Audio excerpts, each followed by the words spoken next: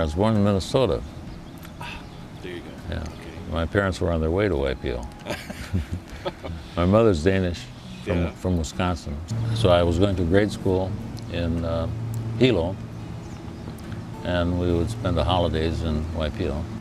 It was not the Waipio that we know today. There were still enough people there to help each other out, keep the streams in their courses, keep the trash out of the streams so that flooding would be prevented. A great deal of happiness overlaying an undercurrent of sadness, because all of Waipio is a graveyard. I found that I really wasn't interested in the latest rages to come out of the New York galleries. I was more interested in storytelling. When I was a kid, people didn't have television. They would sit on the porch and play music, tell stories till late at night. Dad was always interested in history, and he was a great reader. Dad would read something, but he wouldn't always accept it at face value or as it was written. He would say, well, maybe there's another interpretation. Maybe the old Hawaiians looked at it a little differently than the missionary that wrote this down. So I got that questioning built into me too. I developed a curiosity about the old canoes, and eventually I pulled together what was known about the canoes of the 18th century. What puzzled me was some of the drawings that had been done by the early European explorers, and as a sailor I knew that some of them were wrong because they presented vessels that would not sail. and it took me a while to realize, well, these guys really didn't know how to draw, that was it. And then having learned how they were built, the next question was, how did they perform? I didn't want to build a canoe of the 18th century, I wanted to build an earlier type of canoe, working only with those features of hull design and sail plan. We felt it was feasible to come up with an approximation, a replica of an ancient voyaging canoe. And that's how we arrived at the design of Hokulea. It doesn't matter what it's made of, what matters is the shape.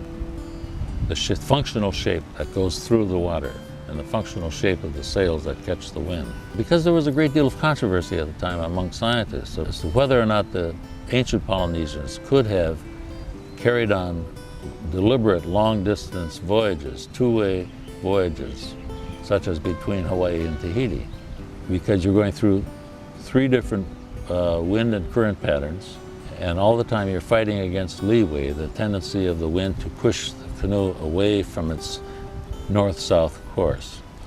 So the question is, could the canoe make into the wind enough to sail into the wind, against the wind, just enough to make it between here and Tahiti? We found out that it can. I wanted to see if the Hawaiian people would accept the canoe first.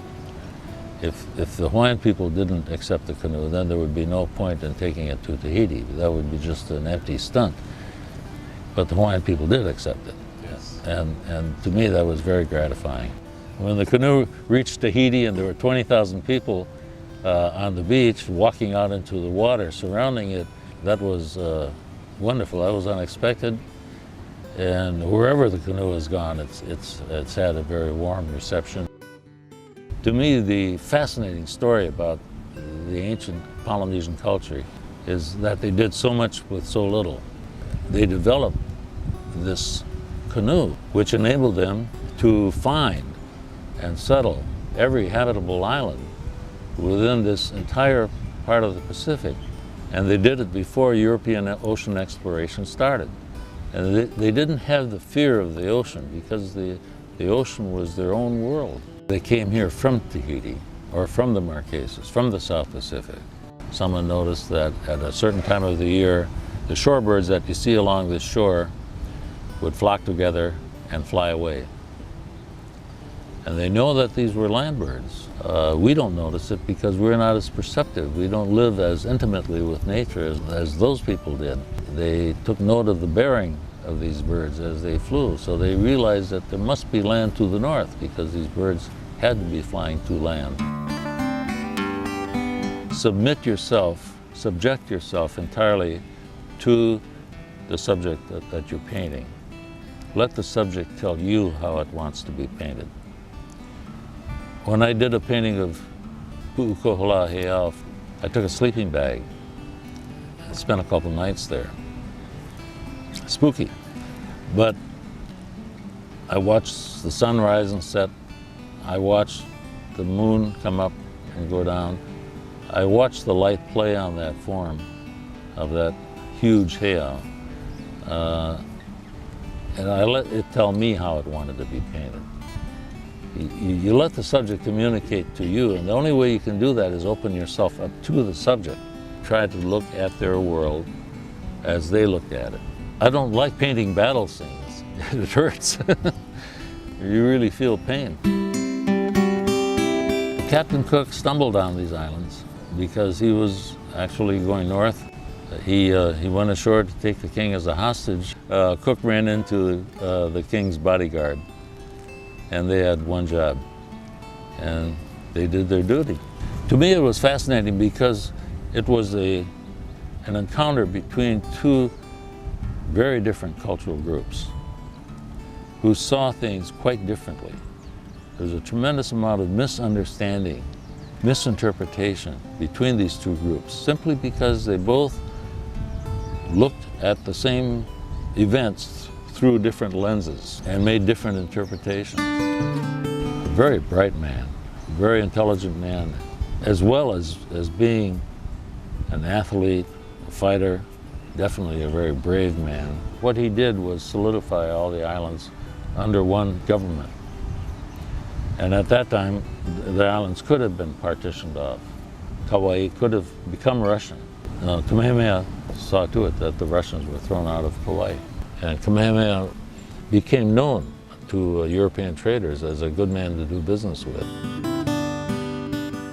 When Kamehameha brought the rest of the islands under the rule of this island, he brought them under the rule of the kingdom of the island of Hawaii.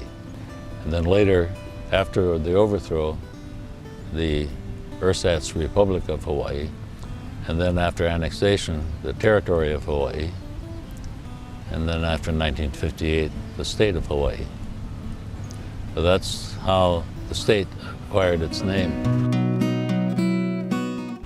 I would like to see each community throughout the state, throughout these islands, have a double-hulled, their own small double-hulled sailing canoe. One that they can use for coastal sailing and use to train people in the disciplines of sailing.